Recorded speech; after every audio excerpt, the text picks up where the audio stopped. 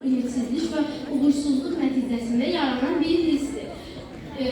Qorxu hissi həm də bir ziddi xəstəlikdir. Müalicə olması mütləqdir. Qorxu hisslərinin çoxu müvəqqətidir və birdən-birə yox olur. Elə qorxu yox olur, amma elə qorxu hissləri var ki, uşağın həyatına və adaptasiyasına təsir edir. Belə qorxu hisslərinin növləri ilə mütəxəssislər məşğul olur. Qorxu hissinin səbəbləri: uşağın yaşadığı xoşagəlməz hadisə, nağıl qəhrəmanları ilə uşaqları qorxutmaq, böyüklərin uşaqların yanında geniş miqyaslı qəzalardan danışmağı, valideynlərin övladlarını həddindən artıq qoruması, valideynlərlə lazımi qədər ünsiyyətdə ola bilməmək, ailədə stabil olmayan mühit, valideynlər arasında daimi mübahisə, ailədə bacı və ya qardaşın olmamasıdır.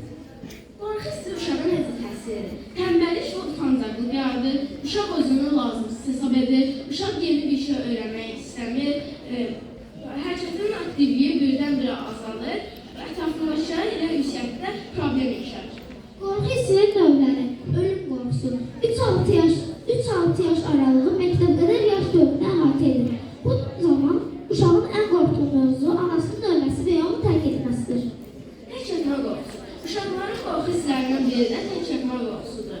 Ya yatmaq istəməz, ata-anasını gözlər sonra yatar, ya da onlarla birlikdə yatmaq istər. Qaranlıq qorxusu. Uşağın tək yatma qorxu hissi qaranlıq ilə əlaqədar ola bilər. Bu vəziyyətdə yataq otağından gecə lampası yandırmaq olar.